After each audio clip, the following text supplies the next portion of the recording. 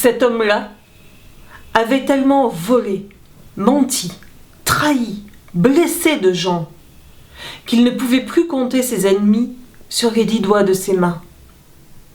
Certains d'entre eux voulaient même sa peau.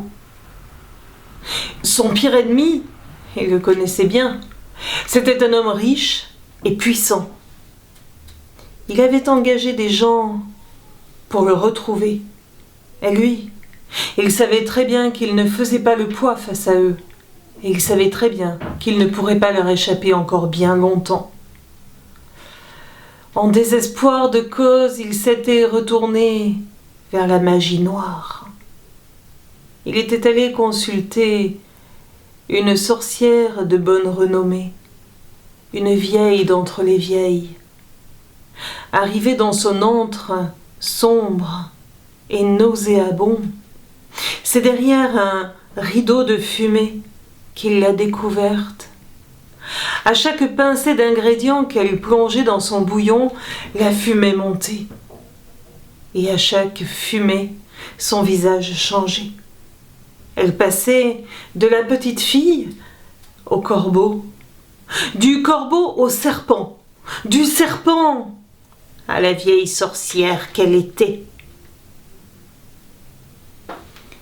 Quand elle a levé les yeux, elle l'a vu. Elle lui dit « Qu'est-ce que tu viens faire ici ?» Il lui dit « Écoute, c'est simple, je viens te voir pour que tu me donnes le pouvoir de tuer mon pire ennemi. » « Ton pire ennemi, a dit la vieille. Attention du choc en retour, il n'est jamais aisé de débusquer et encore moins de tuer son pire ennemi. Es-tu sûr de vouloir le faire ? Mais l'homme lui répond « Oui, je suis sûr de vouloir le faire. Mon pire ennemi, je le connais et je sais où le débusquer. Mais pour le tuer, j'ai besoin de ta magie. » Bien. La vieille a tendu sa main crasseuse et l'homme a déposé une pièce d'or. Alors elle a parlé. C'est très simple. On dit que le serpent est le visage du mal, de l'ennemi. Alors tu vas sortir. Et le premier serpent que tu trouveras, tu le tueras. En même temps que le serpent, ton pire ennemi mourra. Mais attention au choc en retour. Il n'est jamais aisé de savoir qui est son pire ennemi. Oh, mon pire ennemi, je sais très bien qui il est et où il est.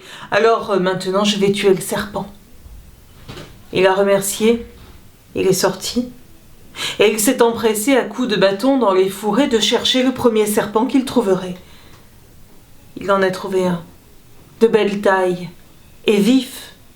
Alors il a dégainé le poignard qu'il avait à la ceinture, et il s'est élancé pour aller couper la tête de la bête avant qu'elle ne s'échappe. Dans sa hâte, son pied s'est pris dans une racine, il est tombé vers l'avant et son couteau s'est planté dans sa poitrine. Il est tombé à terre, et pendant qu'il se vidait de son sang, pendant que la vie le quittait, la voix de la vieille résonnait dans sa tête. Il n'est pas aisé de débusquer son pire ennemi et de le tuer. Attention au choc de retour. Lui s'était simplement trompé d'ennemi.